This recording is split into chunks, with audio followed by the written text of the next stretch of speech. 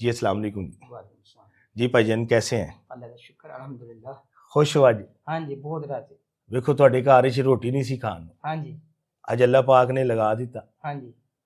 ਤੇ ਦੁਆ ਦੀ ਅਪੀਲ ਹੈ ਜਿਸ ਸ਼ਖਸ ਨੇ ਤੁਹਾਨੂੰ ਲਗਵਾ ਕੇ ਦਿੱਤਾ ਨਾ ਉਹਨਾਂ ਸੇ ਦੁਆ ਕਰਨੀ ਹੈ। ਅੱਲਾਹ ਜ਼ਾਤ ਉਹਨਾਂ ਨੂੰ ਬਹੁਤ ਜ਼ਿਆਦਾ ਦੇ, ਅੱਲਾਹ ਤੰਦਰੁਸਤੀ ਦੇ, ਬਹੁਤ ਬਹੁਤ ਮਿਹਰਬਾਨੀ ਸਰ ਉਹਨਾਂ ਦੀ ਜਿਨ੍ਹਾਂ ਨੇ ਸਾਡੇ ਵਾਸਤੇ ਇਹ ਰੋਜ਼ਗਾਰ ਚਲਾਇਆ ਹੈ।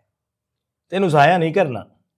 ਅਲਹਮਦੁਲਿਲਾ ਇਹਨੂੰ ਚਲਾਈ ਰੱਖਾਂਗੇ ਇਨਸ਼ਾਅੱਲਾ। ਨਹੀਂ ਨਾ ਇਹ ਨਾ ਹੋਵੇ ਕਿ ਫਿਰ ਆਖੇ ਮੇਰੇ ਕੋ ਚੱਲਦਾ ਨਹੀਂ ਤੇ ਨਹੀਂ ਫਿਰ ਨਹੀਂ ਇਨਸ਼ਾਅੱਲਾ ਚਲਾਈ ਰੱਖਾਂਗੇ। ਵੇਖੋ ਜੀ ਜ਼ਾਇਆ ਨਹੀਂ ਕਰਨਾ, ਬੜੀ ਮਿਹਨਤ ਦਾ ਪੈਸਾ ਅਗਲੇ ਦਾ। ਹਾਂਜੀ ਠੀਕ ਹੈ, ਇਹ ਇੱਕ ਹੀ ਸ਼ਖਸ ਨੇ ਤੁਹਾਨੂੰ ਲਗਵਾ ਕੇ ਦਿੱਤਾ ਹੈ, ਕਿਸੇ ਕੋਲ ਫੰਡ ਚੰਦਾ ਅਸੀਂ ਨਾ ਲੈਨੇ ਆ। ਜੀ ਠੀਕ ਹੈ, ਤੇ ਨਾ ਸਾਨੂੰ ਕੋਈ ਜ਼ਰੂਰਤ ਹੈ, ਜੀ ਤੇ ਇਹ ਤੁਹਾਡਾ ਹੱਕ ਸੀ ਹਾਂਜੀ ਤੇ ਉਸ ਸ਼ਖਸ ਨੇ ਤੁਹਾਡੇ ਤੱਕ ਪਹੁੰਚਾ ਦਿੱਤਾ ਹੈ।